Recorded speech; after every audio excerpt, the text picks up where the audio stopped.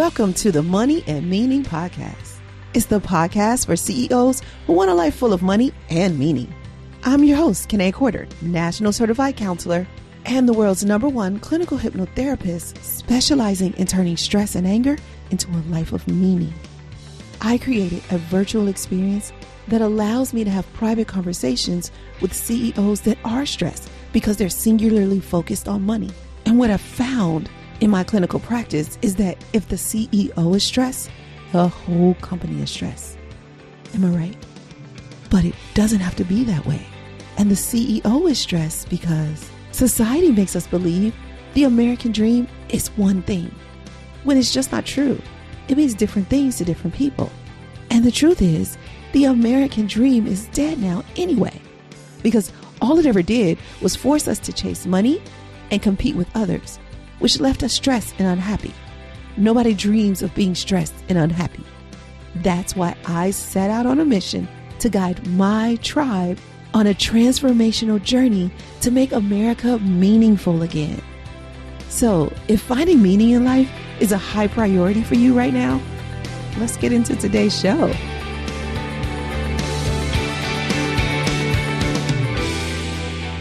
Welcome, my prosperity pros, to this edition of Money and Meaning Podcast. Oh my gosh, I'm so excited to talk today about how we make America meaningful again. Now, this is not going to go into race relations. Not really. I mean, I might touch on it. I can't help it. But it really is about the American dream and what it did for us, what it did to us, and why it's dead. We're also going to talk about this search for meaning over money. And I'm going to break down to you how this journey looks. It's levels to this search for meaning over money. There's also things that you experience and feel as you're on this search. And there's like a catalyst to this, something that sparks you to want more meaning in your life. So we'll talk about that. And then we'll talk about what's not on your resume. So those are like the 3 parts of this Make America Meaningful Again, because let me just break it down to you why I believe that America has lost its meaning. So I believe that we have started just chasing money. Like it just became money, money, money. Get more money this year than I did last year. Get more money than a competition. Get more money than my neighbor. Get more money than my brother. It's all about money, right? And then the money shows up as things. So we were like, oh, well, I'll buy houses and cars and clothing and jewelry. And I'll go on trips and I'll do all the things that look like I have money. And then even if you don't have enough money, you're still doing these things so that you can keep up with the Joneses, right? Rather than becoming the Joneses and letting people just keep up with you and what you're doing in your life. Not that that's even important, but I'm just saying your focus needs to be inward. But our focus became outward, like outward all day long. We're thinking about what other people are doing. And these are people we don't even like or know, or some of these people love us so much that it wouldn't even matter. But we are still so focused on all the outside things that don't begin to add up to who we are on the inside. All the stuff that's not on our resume, all the stuff that really, truly brings us meaning. And because we're stuck there, we keep doing the same thing, expecting a different result. Now, Einstein said that's the definition of insanity. Kanae says that's the definition of humanity. And you know why? Because we are all doing the same thing, expecting a different result. Because the brain sees familiar as good and unfamiliar as bad. Because our brains are programmed. Now, that is not a bad thing that our brains are programmed, because some programming works really well. However, other programming, the lies that have been programmed, the external, the do as I say kind of mentality, that bottom line mentality, that money, money, money, greed, greed, greed mentality, those programs do not serve us. They do not serve us. And for that reason, we really have to let go of this old American dream. Now, the old American dream is, and you know this, you go to school, you get a quote unquote good job, you get married, you buy a house, you have kids, you live happily ever after, right? That's the formula. However, that hasn't worked for many people. And there's so many people who don't want that. And the world makes them feel, at least Americans make them feel inadequate. But I'd say the world, all over the world, people feel inadequate if they don't follow that formula. And all over the world, people are trying to get to America to get that formula. Like, how do I get the house, the dog, the kids, the job, the school? I better go to America. That's where I get it. And then once they get here, they realize maybe Americans don't have it all figured out, because why are they working so hard? What is this thing about hard work? So we fooled ourselves into believing that hard work is the key to success. And it's not at all. It's not even close. And because how many hardworking broke people do you know, like non-successful people do you know that are working their buns off? So it really isn't about hard work. But even the millionaires will tell you, even the people who have built, even nonprofits, they'll say, oh, it's all about hard work. It isn't necessarily about hard work. It is about your network. It is about opportunities and taking advantage of them, fully taking advantage of them. And yes, I want to use the word advantage, because a lot of times we see the word taking advantage, we see that phrase as negative. No, take advantage of the opportunities that are there available to you and be unapologetic about it. Now, I talked before in a video that I did that was about race relations, that not everybody has the same privilege, the same opportunities that they can take advantage of. Life is not fair. They said we are all created equal, not fairly. I don't even believe that we're all created equal, because what's my talent is definitely not your talent. Not everybody's going to get up here and talk. The biggest fear is public speaking, which I love doing and I'm really good at it. But many people aren't. And even if you teach them, they're still not going to be as good as I am at it. So are we created equally? No, we're not. But why is that important? Why do we even have to be created equally? And no, we don't all have the same opportunities, but you need to take advantage of all the opportunities you do have available to you, so that you can have, all of us have some sort of privilege. I know. Some people are like, no, Kanae, I don't. Everybody has more than I do. Okay. Because if what you focus on expands and your beliefs become your reality. So keep believing that, so that you can keep proving that to yourself, because you'll just keep doing the same thing, expecting a different result. So if you don't have those opportunities, if you are not set up for success because you think the world is against you, then it could be your thinking. I want to take this in a different direction. So I said I wasn't going to talk too much about race relations, but we all know that whole privilege word connects to the race relations.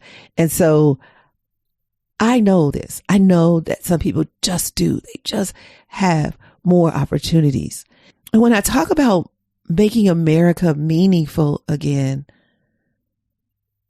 I really mean that when we go to work, or when we go to our offices, our jobs, our careers, our businesses, whether you're the CEO or you are entry level, you should love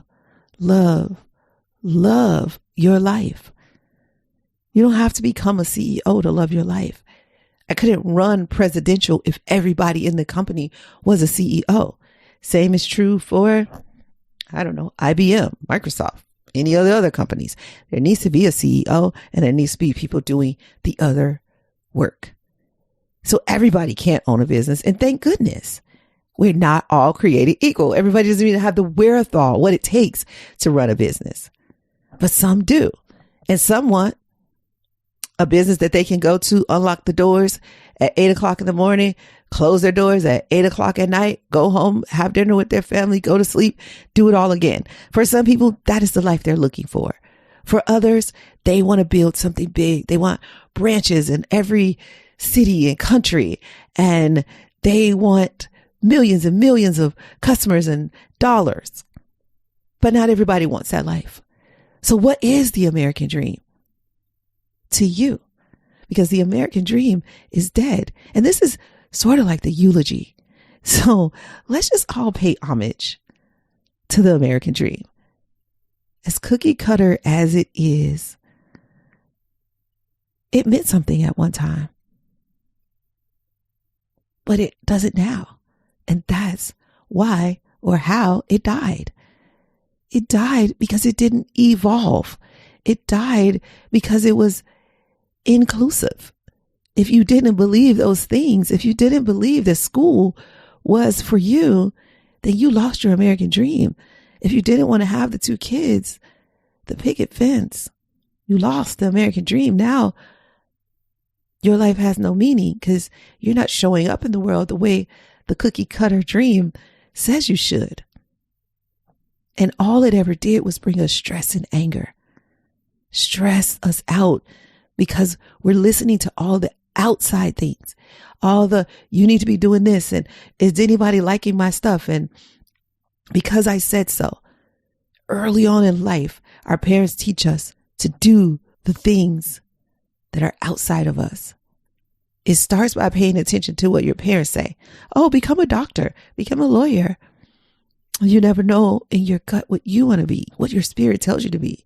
Now, you might be running around the house saying what you want to be, but then your parents kind of shift you in another direction. They're like, yeah, you can't be a writer. You won't make any money. Okay, but who said that was even important? You just said you wanted to be a writer.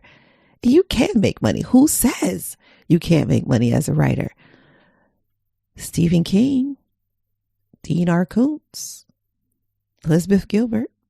I mean, you can make money as a writer. So, the stress and the anger, how's that working for you? So you're following this American dream. You're doing it. You're building this stellar resume. But your life, it hurts. You look at your life and it doesn't feel good. And that's that catalyst that I talked about. When you wake up one day and you're like, what is it all about? What am I doing? What am I doing? How did I get here? And a lot of times this is men, because men, let's just face it, men are the CEOs a lot of times. They do run these companies. And a lot of times they run the families. Now I know there are single women out there, single households, and even households where the woman is the leader, the primary breadwinner. All of that is true. But I'm talking about majority of the time, this CEO is a man. Now I do work a lot of times with women, and a lot with women who dominate male-dominated industries like myself. But in the grand scheme of things, majority of CEOs are men. So this is why we know that we are not created equal. And then we also know that life is not fair, because once the majority do something, they can continue to do it because they are the majority. Now, I want you CEOs to look at your company.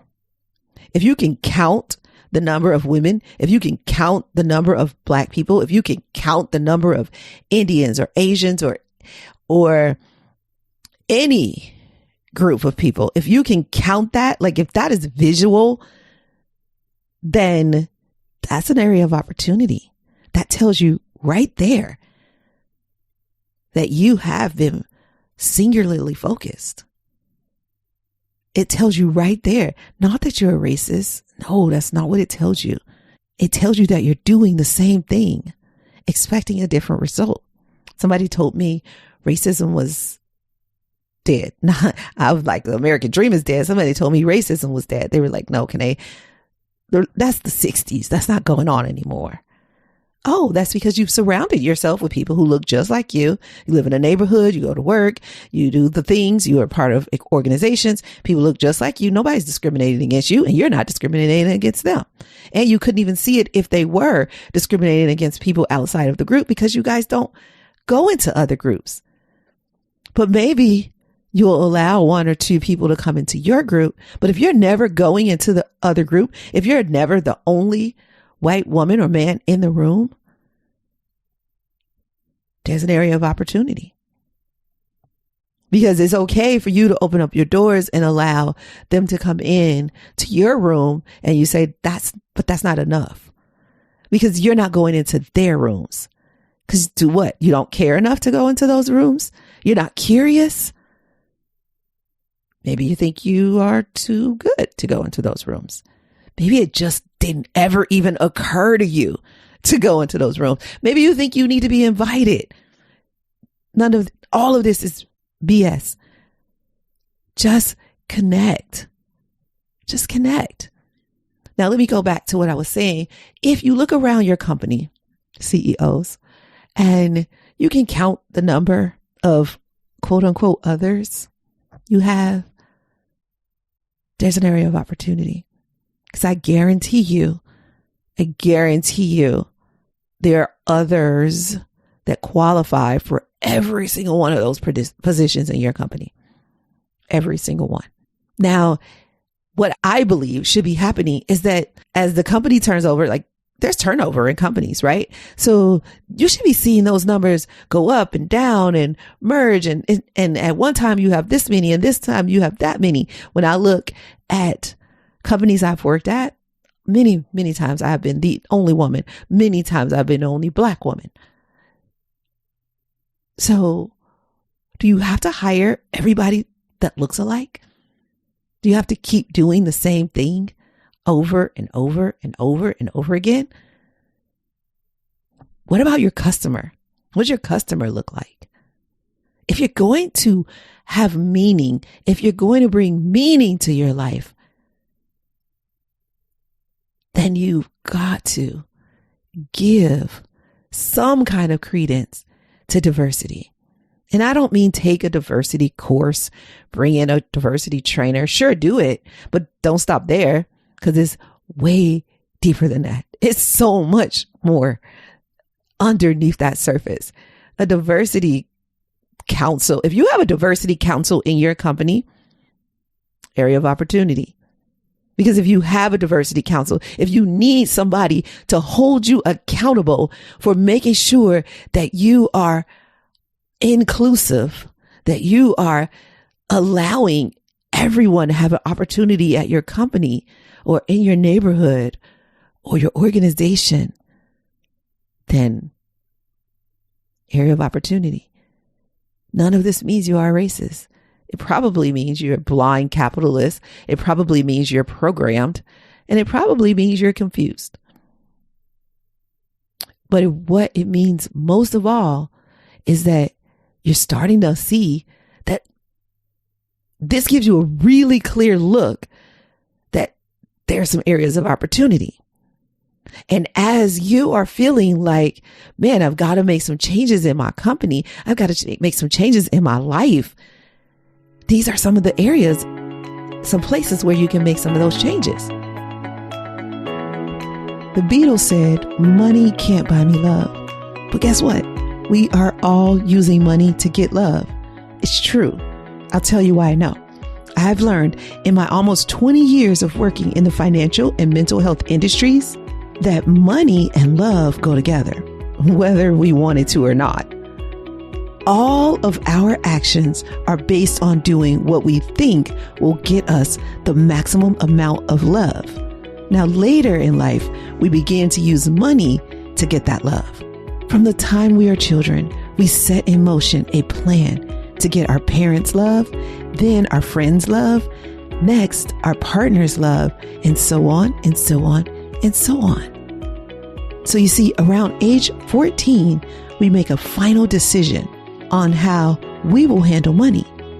And it just so happens that at that same time, we are making a decision on how we'll handle love.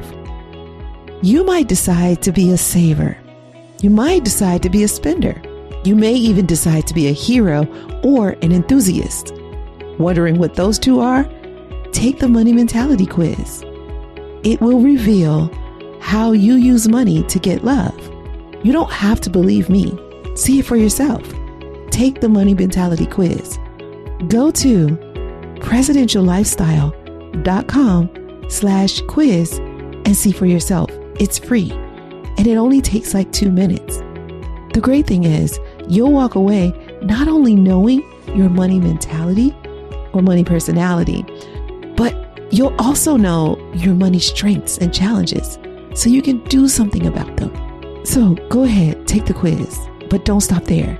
At the end, remember, give me your email address, your best email address, so I can give you some guidance to get enough love and money in your life to make it full of meaning. Go to presidentiallifestyle.com/quiz. The link is in the show notes. Now, let's get back to today's show. Because as you go on this search for meaning, let's talk about this journey, this search for meaning over money. Because money is important, absolutely. But can you be conscious about how you get it? Yes. And there are levels to this search for meaning. So I said, one day there's a spark, like bam, something happens. It's a catastrophic event. It's a catalyst. Something gets you to wake up that morning and say, I don't love my life. And why don't I love my life? Oh, my life has no meaning. None of the things I do are meaningful to me. I just have meeting after meeting after meeting, deadlines. You know, I look across the room at the people and some of them I like, some of them I don't.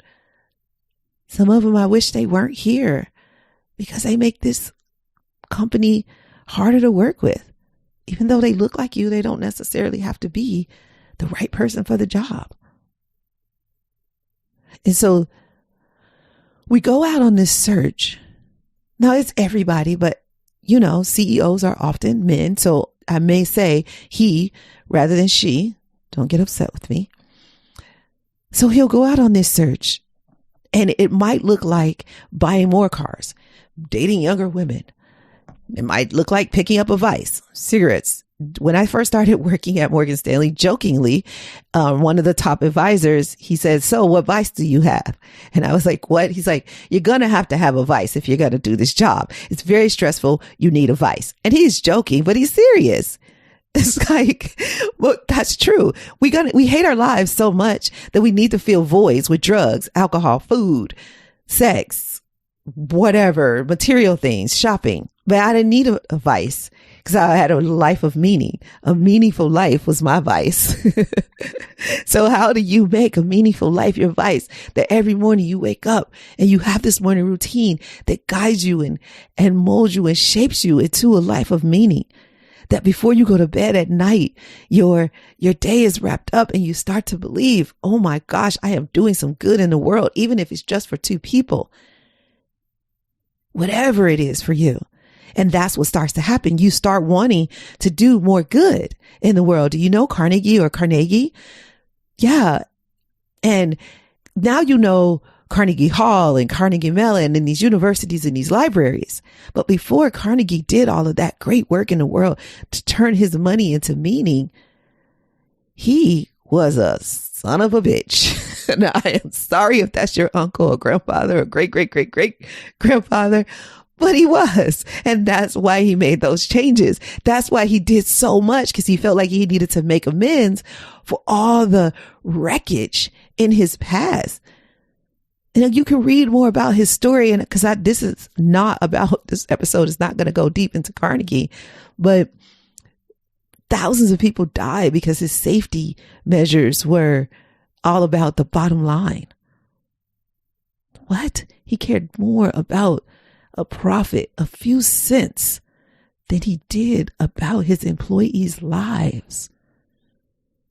And then he had a catastrophic event or a catalyst event or a spark that said, you can't keep living like this, man.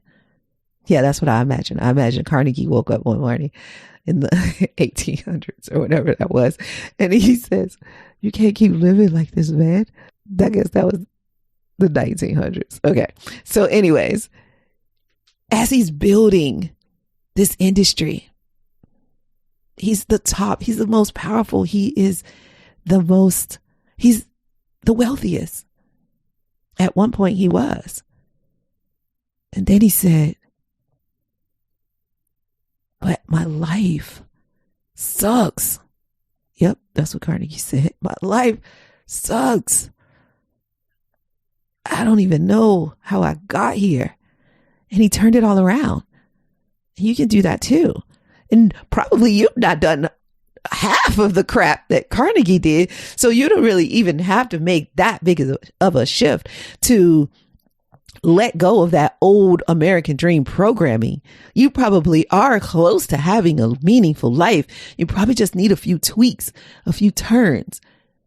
And so as you're on this search for meaning, and I've been doing these interviews and I've been doing the research, and this research project has opened my eyes. I mean, I already knew a lot of this stuff, but to get really intimate with this data, and I'm not a data person, but these are like case study data.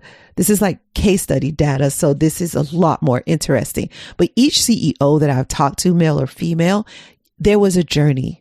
And it went something like this. There were levels to the search. And it started out as this survival, right? We just want to survive. We just want to keep the doors of our businesses open. And if that means leveraging and taking loans or VC money or staying up late or firing all the staff and starting all over, you'll hear somebody's story talks about that. If it means that you push yourself and you go a little further, if it means stealing from your competition, like, ooh, that was a good idea. I'm just going to do that. It worked for them. Whatever it means, you just got to survive. You just gotta keep the doors open, and you do it. And then you go into strive mode, and strive is like, we got customers. We have a great team. Let's just keep this going. What's working? What's not? Let's tweak. Let's turn. Let's pivot. Let's grow. Let's scale. Because then you're going to go into thrive mode. And then you're like, yes, this company is working. I'm doing good in the world. And when you scale and when you go into thrive mode, that's when the most meaning, that's when you really start looking for meaning.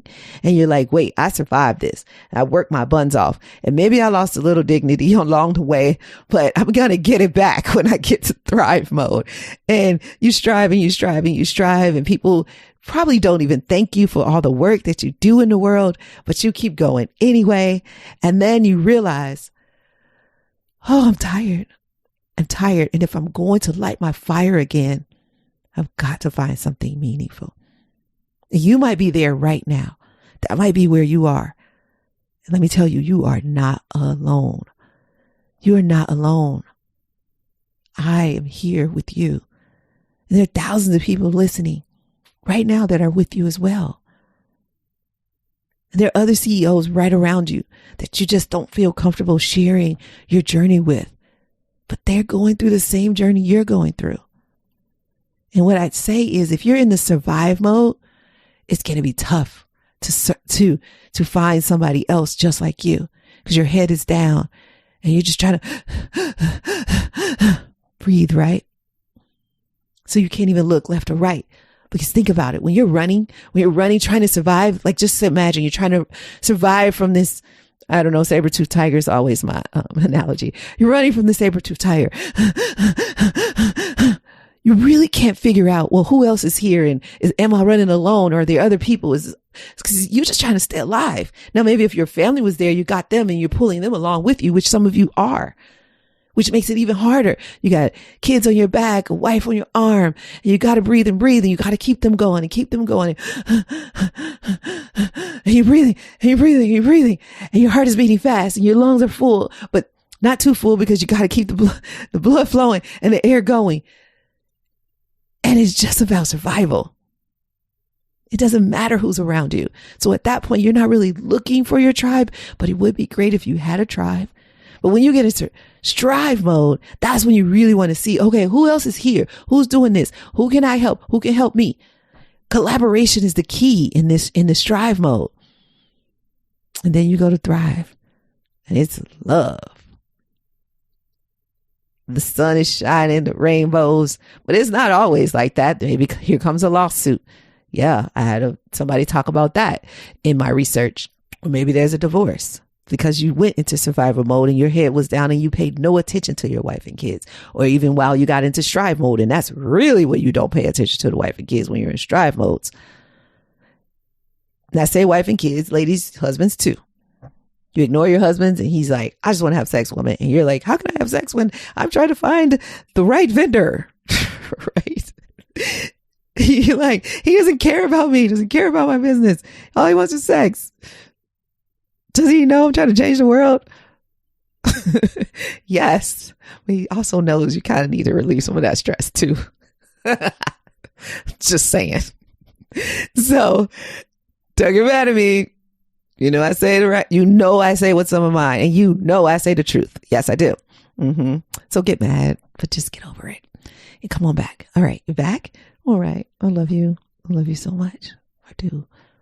I'm so glad we can have these kind of conversations. And I want to talk about your resume. What's your resume like? Look at you. You just got all puffed up and you're like, yeah, my resume. Oh yeah, I got this on there and that on there. Yeah. You see how I just shifted that for you? All that external stuff that nobody really cares about. People, they believe they do, but deep down inside they don't. And they will turn on you in a minute.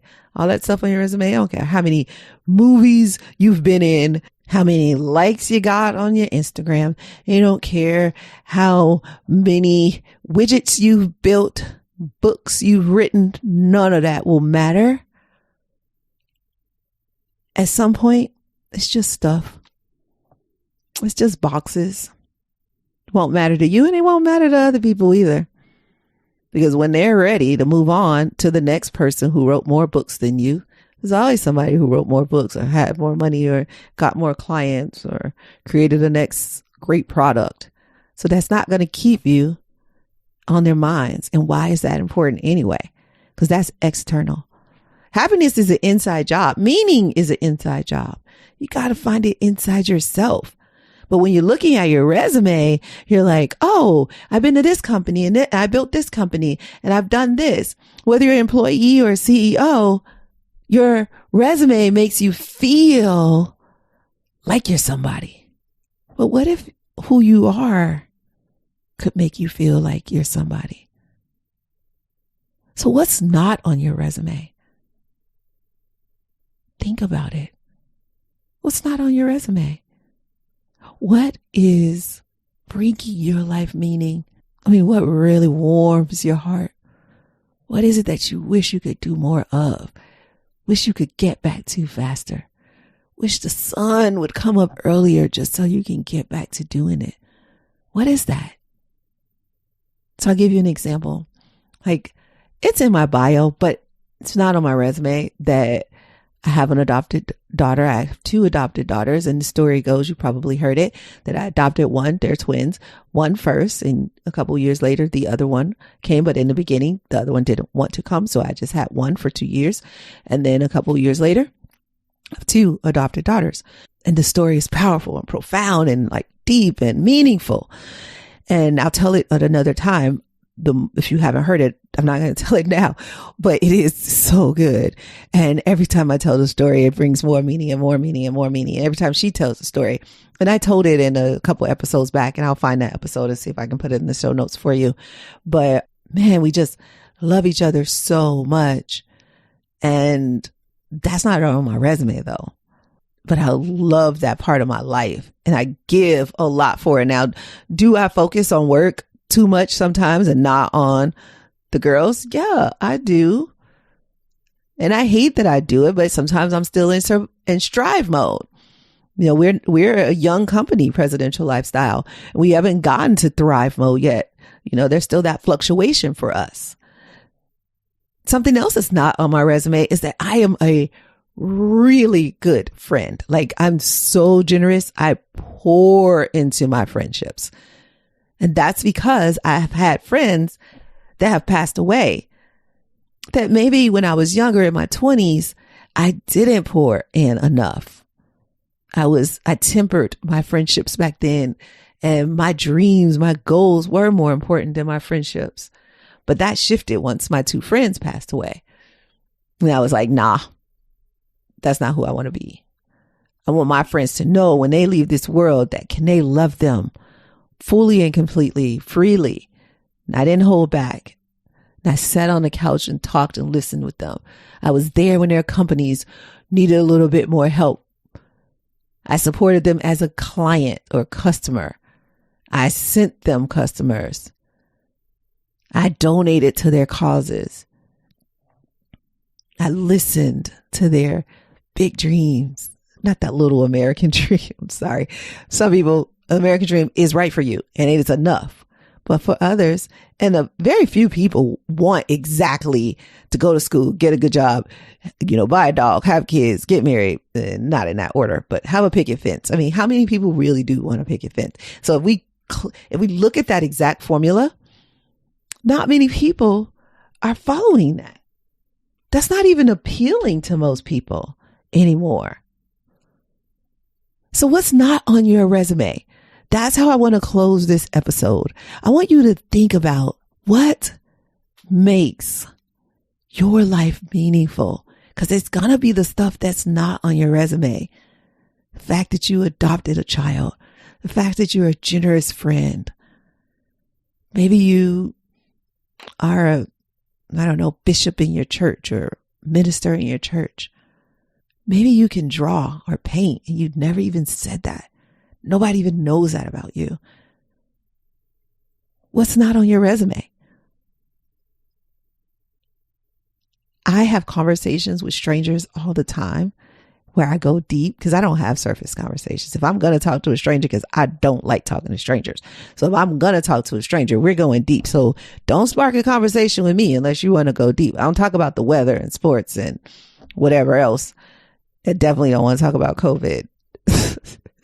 So I go deep. And a lot of times I discover these hidden talents and dreams and just meaningful things that people have forgotten because they have been so focused on all the outside things that America told them was important, that they forgot about talents they had since they were kids that they used to win awards for. Yeah. And people know, don't become my friend unless you want a life of meaning. Because I'm going to hold you to it. I'm not going to let you be mediocre. I'm not going to let you just be the status quo or have some cookie cutter life if that's not what's in your heart. If your heart says something else, then let's go find something else. Let's create something else. That's your field work. Think about field work is like homework if you haven't heard me say that term before. Think about the things that make your life meaningful that are not on your resume. Do that. Not for me, but for you. And it might mean you take a step back. It might mean you let some people in your company go. It might mean you let a product or two go because it just doesn't mean anything to you. There's so many ways to find meaning. Don't have to rely on that cookie cutter American dream to be your reality. Unless that's what you really, really, truly want. But search your soul. Go deep. Figure it out. You can have a conversation with me if you like. I'd help you figure it out. But you might even have somebody already in your life. So I want to hear from you. At the end of this podcast and outro, I tell you exactly how you and I can connect. So just keep listening all the way to the end. If you want to send me an email, if you want to have a conversation with me, or if you just want to start by being a part of our tribe, all of these things are available to you. Let's spark some meaning in your life. How does that sound? Does that sound good or good? I know, right? It's a journey. It's a journey. But you don't have to do it alone. You are not alone in this search for meaning over money. I am with you. You are not alone. Together, we can make America meaningful again. Are you with me? Then let's go. I'll see you next week. Hey, before you go, I'm wondering, are you a CEO who is starting to feel like it's time to manage your stress rather than just tolerate it? Have you gotten to a point where you rather be appreciated for who you are rather than what you've done according to society's rules? Would you like to enjoy your success with less stress? If this sounds like you and you're interested in seeing if you're a good fit for working with me and my team over here at Presidential Lifestyle, then here's what I'd like you to do. I invite you to head on over to presidentiallifestyle.com and book a private conversation with me. It's not free. My time is valuable, just as valuable as yours is. And for that reason, I'm going to pour into you for about 45 to 60 minutes. You pay a small fee in exchange for a lot of love, so we can get to the bottom of what's stressing you out right now. I'll listen to your goals, accomplishments, and even your challenges. And I'll tell you more about me and my process too. You'll get to ask me questions, and I'll give you a few tips and resources that you can start using immediately to reduce your stress. It'll be worth your time and your money. I promise you that. At the end of our call, if we believe that we can work together successfully, I'll share with you the fastest way to get to where you want to be using my program. At Presidential Lifestyle, we help CEOs all over the world navigate through stress and turn their money into meaning. To see if we can help you do that same thing, head on over to presidentiallifestyle.com or simply click the link in the show notes. All right, go now. I'll see you there. Talk to you sooner. Thanks for listening all the way to the end, my Prosperity Pro. I want to stay connected with you. Here are 4 ways. Pick the one that works best for you if you want to stay connected with me. 1, if you have any questions, I'd love to answer them. Send them to podcast@presidentiallifestyle.com. I'd love it if you would make a 1 or 2 minute audio message and attach it to an email. That'd be the easiest way for me to get it. Ask me anything about creating a life of meaning over money, and I'll get you an answer. Remember, the email address is podcast@presidentiallifestyle.com. 2, subscribe to this podcast and share it with your friends, because you guys might want to have a discussion about it, especially if they're a CEO who wants to shift from the old American dream to a life of meaning. 3, we try not to have any sponsors on this show unless they are truly in line with our values. I mean, really a good fit. So that means we fund this podcast ourselves. I'd like you to take a look at our resource page to see if there's any products or services that we recommend that are right for you. If not, no worries, maybe later. If so, please use our affiliate link to purchase. Thank you in advance for doing that. You are such an amazing person. Okay, 4 and last, if you want to know what's happening over here at Presidential Lifestyle and you want us to email you the update, then go to presidentiallifestyle.com/blog/now. And you'll see the current updated blog for the week, but you'll also see a link to subscribe to that blog. We can email it to you if you like. That's presidentiallifestyle.com/blog/now. Don't worry, you don't have to remember that link or any links. They're all in the show notes. Oh, and I forgot to say, if you're enjoying this podcast, go ahead and leave us a review and tell us how much you're enjoying it. And now for the legalese. This podcast is not to replace professional counsel. The best advice is from a professional who knows you and your specific situation. The topics discussed in this podcast are general in nature and for informational or entertainment purposes only. We encourage you to meet with a professional that you can discuss your specific situation with. Whether you choose us or someone else, one-on-one counsel is important, whether it's a financial, therapeutic, legal, or other decision. So that's all for now. I'll see you next episode. And remember, you can have wealth in all of its forms. Believe it, and you'll soon see it.